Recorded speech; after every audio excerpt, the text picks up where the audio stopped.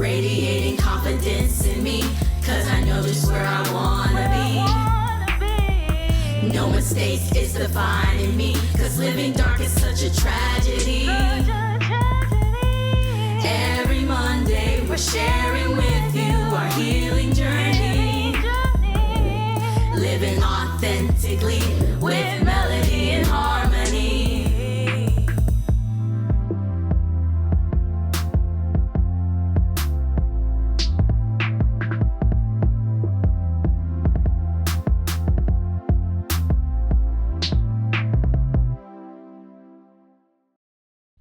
Hello and welcome to Rhythm and Purpose, the podcast where we, two high school graduates, learn to navigate the adult world in an alternative way. I'm Melody, an aspiring Tollywood actress. And I'm Ori, song artist and visionary. Let's get into it. So, in the last episode, we started talking about putting things into motion, learning to take our plans, and now branching out and really fully putting them into practice. Now what we're going to do is dive deeper into that internship that we just briefly talked about last time, where we are working on 8 different music projects, specifically 8 different music and visual projects where we're acting as project managers for music production that we're both doing and visual production that we're both doing. I know for you, you're working more on the animation side, and I'm also working on the more technical Adobe lyric video side, since I am not as good as an artist as you, but I'm also learning to, despite not knowing how to draw, still tell stories in a visual way. And then we're going to be talking about how we already started putting that practice into motion with our first project, and how we actually was able to send it out this week and get some feedback from our anonymous reviewers. So we're going to be talking about how that feedback went and just learning to love feedback as well. So yeah, I'm excited to talk about that today. We're also going to be talking about our physical health as well. Yes, we're going to be diving into how did we come up with this health journey that we're on right now. And we're going to be talking about Ori's personal journey and how she lost over 35 pounds, literally. So we're going to be talking about that as well. And then to finish off, we're going to be talking about Juneteenth and how that kind of connects with how we're going through this internship and learning in a alternative way.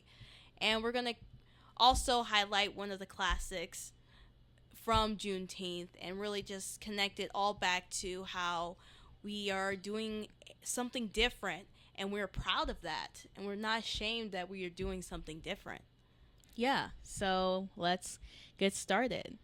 Let's first just talk about our internship. So we've been working hard on this internship for a while to improve and make our skills and our arts better. So really focusing on animation, and for me, learning music production so I can better bring my own art to life by using someone else's art as practice to bring their vision to life. Yes.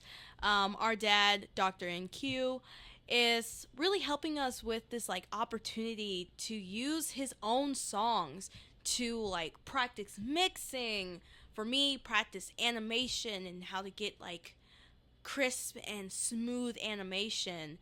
And it's really helping us get back on track to go back to college and really establish how we can create a actual good workflow and be ready to just enter the workforce in general and stand out as well.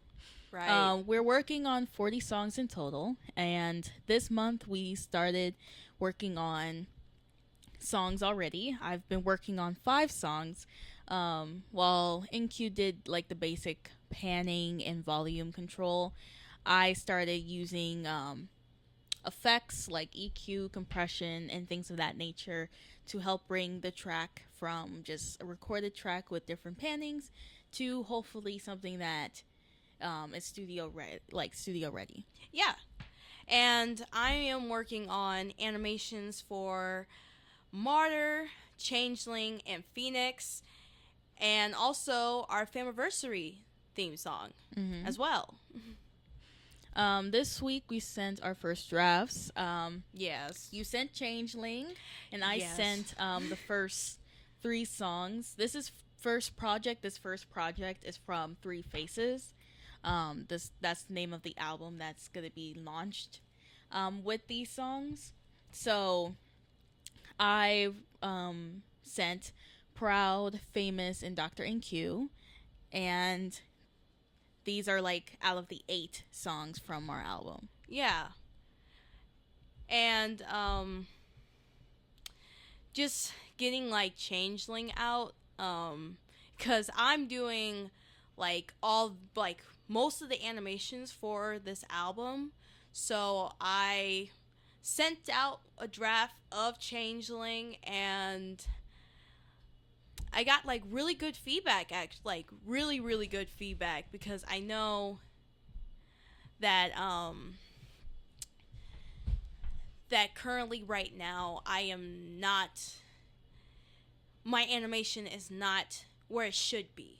And I definitely know that was one of the things that my dad helped point out to me, because there is a part in Changeling in the beginning where it's just 30 seconds of blank space.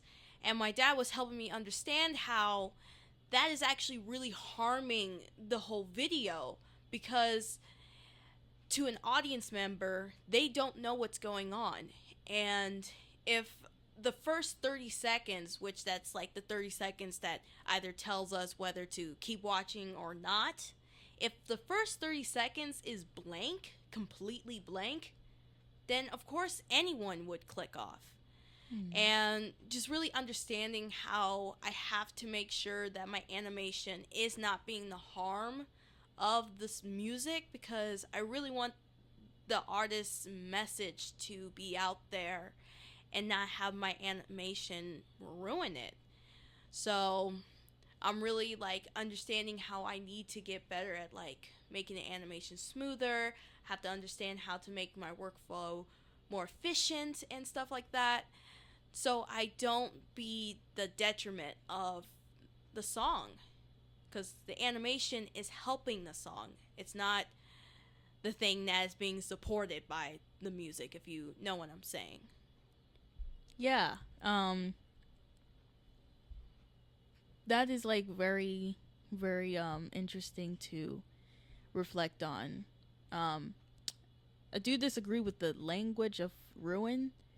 I think what the point of that was really saying how to make the music flow with the visual. Yeah. Your art wasn't exactly ruining the music, because the music was going to stay as it was, but it definitely did tell a different story that would have left a different impression on people. Yeah, Because no, really I get that. what makes it ruined is subjective. It like depends on the person. Even if you did it like a different way, and like or did it perfectly in your eyes, in some people's eyes it might be seen as ruined. But I think what the better thing is, like, is this like the story, is these visuals really telling the story that the artist wants to tell. Yeah, that's I completely understand that, because I do want the story to be clear.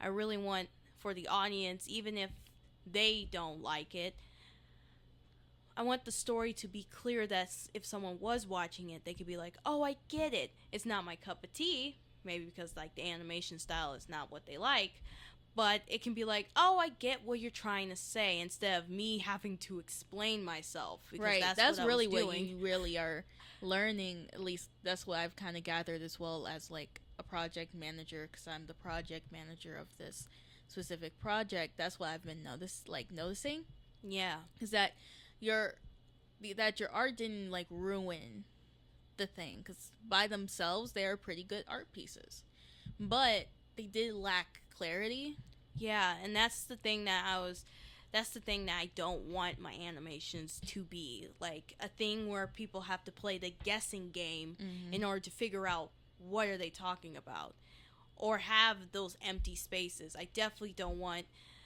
for the audience to be taken aback from it because there's 30 seconds of empty space, Yeah. if you know what I'm saying. Mm-hmm. So, but Yeah, absolutely. But I definitely know wouldn't have gotten to that point with my animation without you and Dad like helping me realize that. And I know Yeah, at and first, Q, yeah. yeah, I know at first it was like kind of like difficult for you to like be critical. So I definitely know that was like something that was new for you. But with your help, it really did help me understand that I have gaps and I need to work on them. Right, yeah. Yeah, as a project manager, I definitely was like not doing you justice. I was definitely not really being as attentive as I should have been, because I definitely should have caught this earlier on, because it was so unclear. I honestly kind of blame myself partially for that, because I was supposed to be like the person who helped either like notice that, so all the questions that would have left from watching the videos would have either been answered, or we could have found a different way around it, because I wasn't really paying as much attention to your art, or because I didn't also want to be like too critical, because I do understand that animation does take a while, a lot longer than people might even like realize. But at the same time, I have seen and witnessed what you could do even with less time than you have, and I do blame myself for allowing that to be like almost an excuse or a buffer, when in reality I've already seen you do so much in such a little time. And Right, yeah, no. we're trying to prepare for the studio, we're trying to prepare for the real workforce, and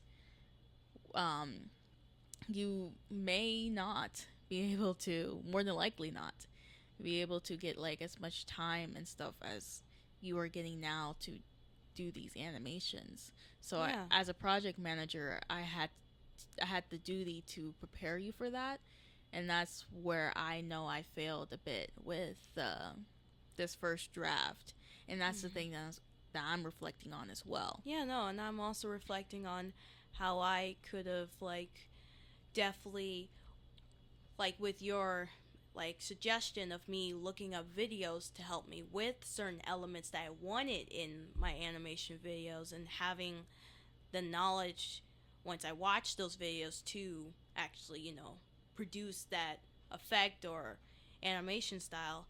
I definitely know that I failed on my part to take that suggestion and look up things, because I'm a learner right now.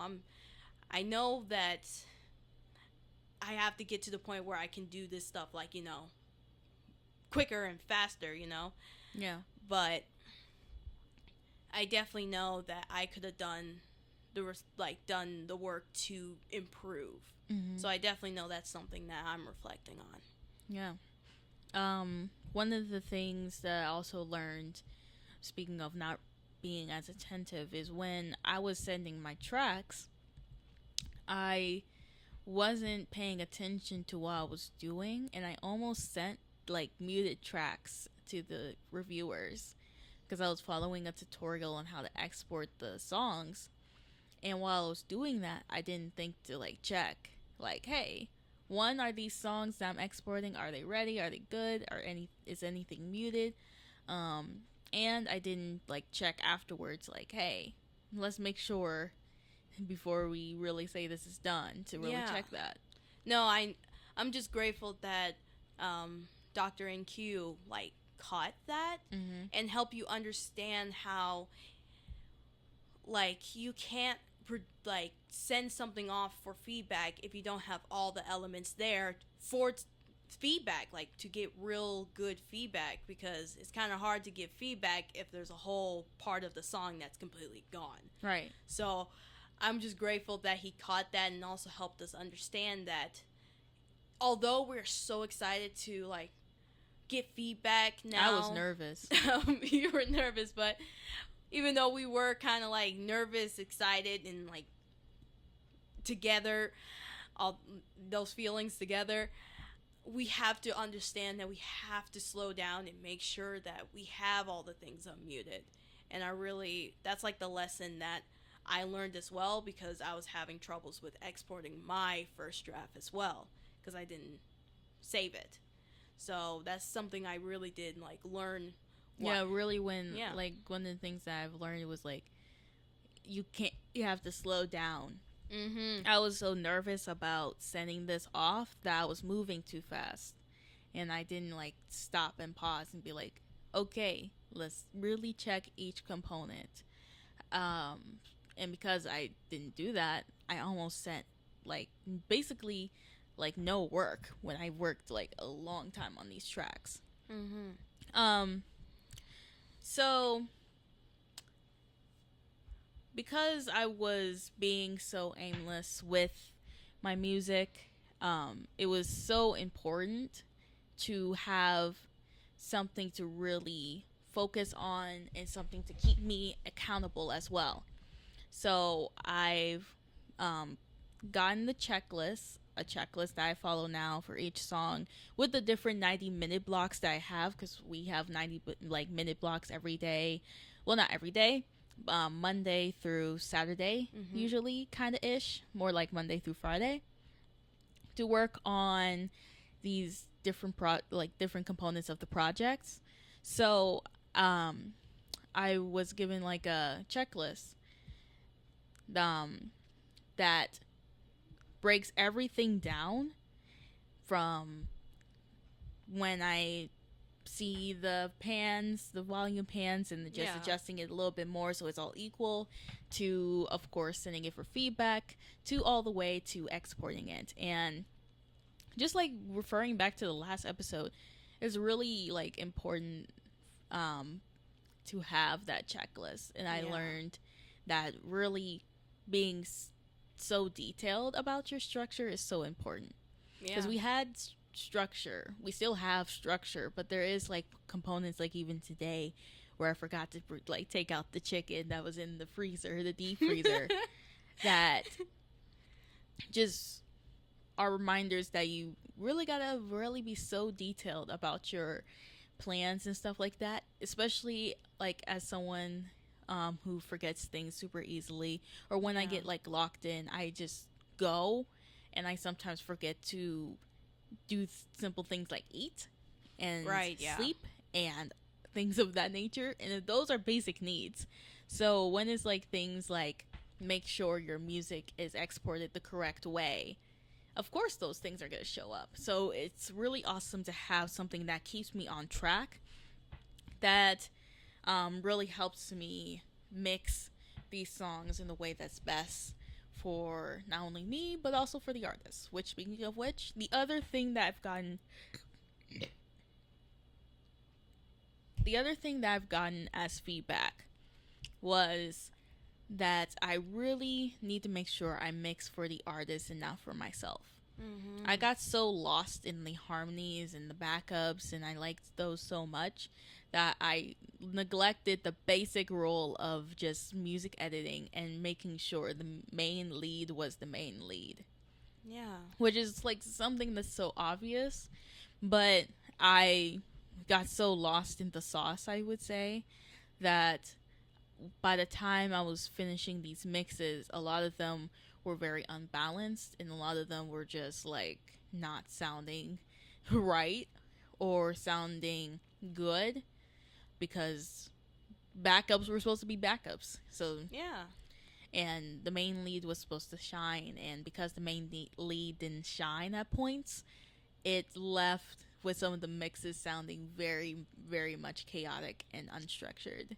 So that was one of the things that I had to really remember, is that yes, as a singer, I can notice those harmonies and stuff, and I really enjoy those things, or like like specific takes that I like. I could personally like, but I gotta remember that I'm not mixing for myself. I'm mixing for the artist and their audience, and the audience wants to hear the melody. They don't necessarily. The harmony is literally just there to add more liveliness or fill up the space of the track. So it was just one of those things that maybe it is a simple basic thing, but it was something that because I was excited about mixing and stuff, that I did allow myself to forget. Now, let's talk about our physical health. So, I'm on a big weight loss journey, and I have lost 35 pounds, and I'm trying to lose 80 pounds in total. So, I'm almost halfway there. I want to be in the best shape possible, not much for aesthetics, even though I'm not gonna lie. Part of it is aesthetic a little bit. I feel like I'll be lying to you if I didn't say, like, there is a component of aesthetically I would like to look a certain way that is definitely involved. That, like, some of my workouts is tailored to getting bigger arms and getting bigger like glutes and things like that. But mainly though, it's about being physically fit and ready to perform when I step into the music industry at my best. Yeah. And it's crazy because I remembered how you used to hate working out, though. Right, I hated it, like, so much.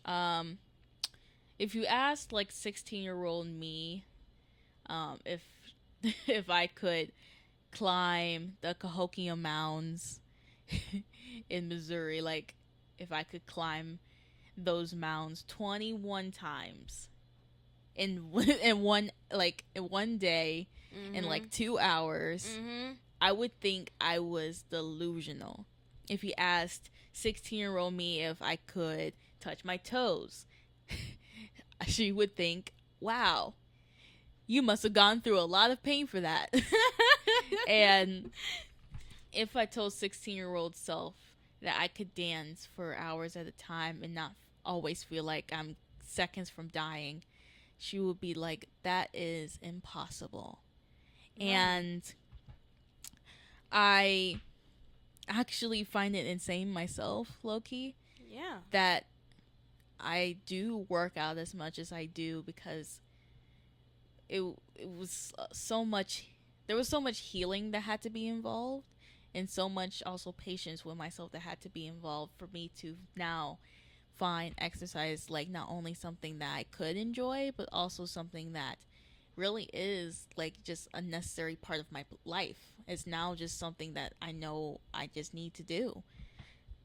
Yeah, I remember like when we first went to Cahokia Mounds in Illinois, I remembered how you almost looked defeated at some points.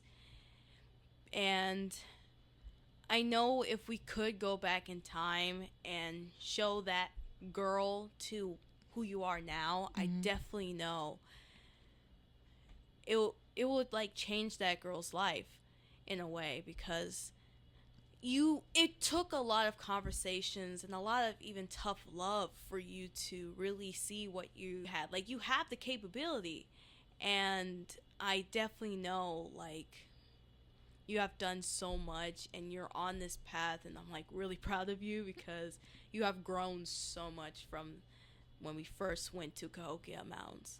You've grown so much. I appreciate that. And I'm just glad as well because stamina wise things have gotten better. Energy wise things have gotten better. But I will say, like, I started this journey in like March, maybe February of this year, and even though I did lose a lot because it's right now June, I still could have definitely done more at this point, but the hardest part is the diet. And it's still very much a part that I'm still navigating through. But I will say, when I came out of college, I was the heaviest I've ever been. I was like 195 pounds, and I was very unhealthy. I was not drinking water. Like, I was drinking teas. I used to drink Sprite and tea at the same time.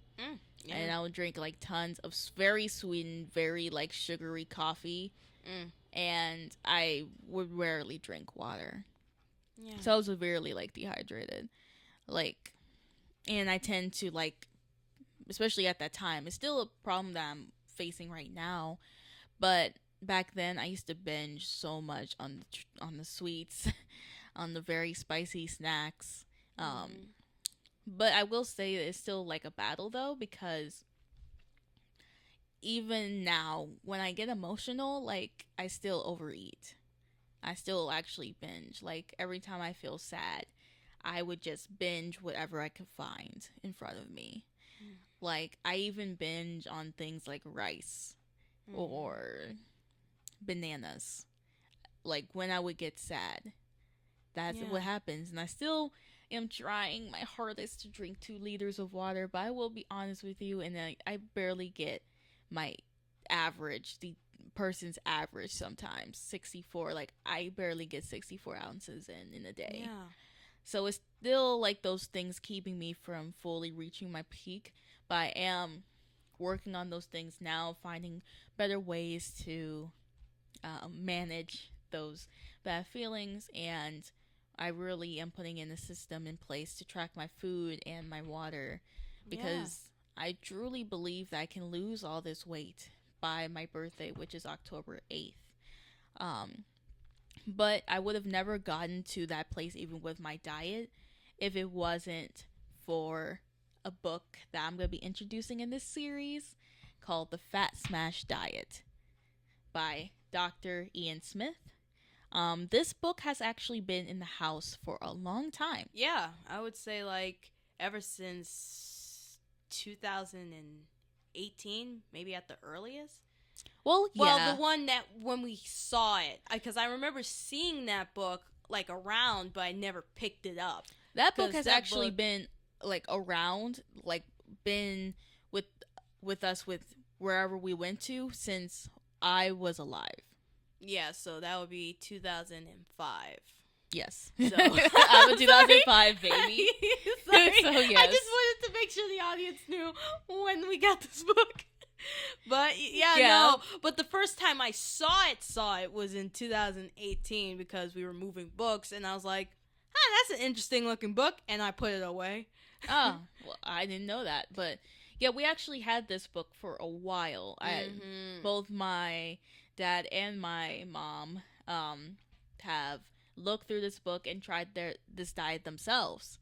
And we were just talking earlier this year around January, and we were just talking about how if I wanted to make this change, because I was talking about how I wanted to lose this weight, how it is important that I finally lose this weight, that I stop being obese and like I really get my life together.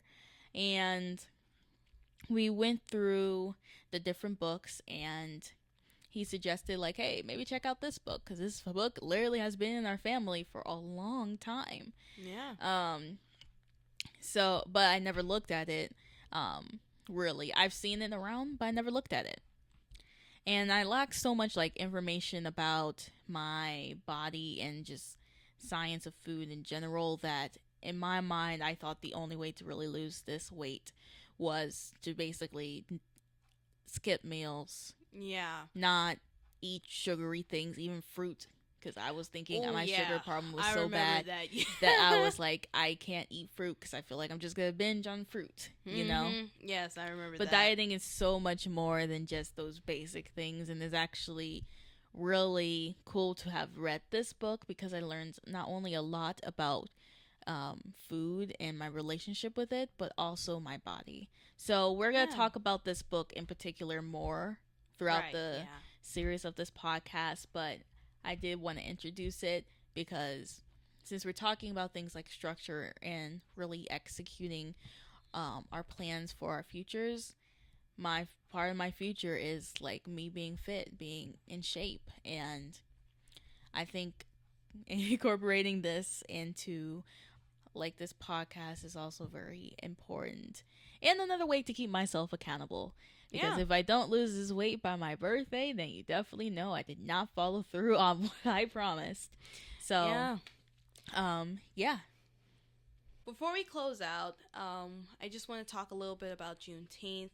And while we are unfortunately not putting out the Juneteenth video on that we previously thought we were going to put out on the Ollie Bayou Arts website, for us taking this alternative path and doing this extensive like internship is really how we are honoring our history.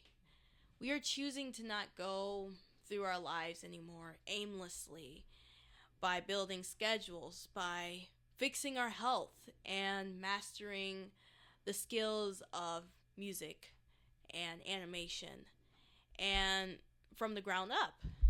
And we are making sure that we don't let any of our old bad habits become a rhythm in our life. And we're doing that every day as we speak, breaking those habits, learning. Right. And so for this week as well, to honor really Juneteenth as well, we're going to, instead of talking about a musician in particular, we want to talk about a little bit more about why Juneteenth matters, a little bit about what the story is.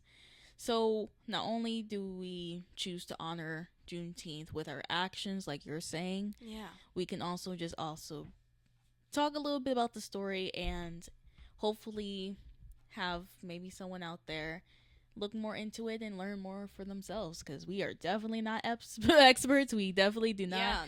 We're still researching about this till this day. Right. We're not experts, but we really want for our actions and to honor Juneteenth.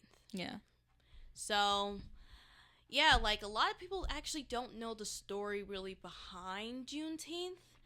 A lot of people think that slavery ended and everyone was like, oh, we're happy and we accept black people again. well, accept black people. And that's not what actually happened. When Abraham Lincoln signed the proclamation that freed enslaved people, it actually was delayed for the people in Texas. Around 250,000 enslaved people in Texas did not know that they were free until a man named General Gordon Granger came down and actually let them know, like, hey, y'all been free for 2 years. Nothing's changed. And a lot of people don't actually know that. And I definitely know for me, even right now, I want to do more research about it because I don't really fully understand the story, but I do want to learn more about it because, like, that's like a shock to me because, like, I thought once the proclamation was signed, everyone was free, and that's how we got here. It, like, surprises me that, well, it doesn't surprise me, but it does seem just out of worldly. Yeah. That these people went 2 years without knowing that they were free. Went 2 years continuing to be enslaved and dealing with all of what came with it for no reason, no purpose, no reason, because they were free, but they didn't know that because none of them down there, none of the slave owners was like, oh, you're free now. They were like, no, you're gonna keep working, we're never gonna tell you, until that man, General Gordon Granger, who was like, y'all been free for 2 years. I just, Right, yeah. So that's why, like, Juneteenth is considered the true Freedom Day, because it celebrates the moment that every enslaved black person was freed. Right. And we want to highlight this specific song, this classic track, So we're still going to have a little bit of music today. But this specific track really spoke to us, in particular, that really and how it really embodies like the spirit. So what is our classic track? So our classic track that we will be highlighting today is Say It Loud, I'm Black and I'm Proud by James Brown, a 1968 song. True anthem. A true anthem. This song changed everything when it came out. At the time, even though new laws were passed to protect rights of Black people, many people still face unfair treatment every day. And James Brown realized his power as a famous artist, and he used his songs to encourage listeners to stop feeling ashamed, stop feeling like sad about themselves, and start taking pride in who they are. By featuring the children's voices in the song, he wanted to make sure the next generation knew that this song, what it speaks to is that your identity is something to celebrate, not to apologize for, something to love, not hate. And it gave an entire generation the strength to hold their heads high, to love their heritage, and to keep fighting for equality. Yes, I agree, because that's even how I felt listening to the song. Like, it almost felt like James Brown was speaking my truth, because I know there were certain spaces where I couldn't be loud and say I'm Black and I'm proud. Right.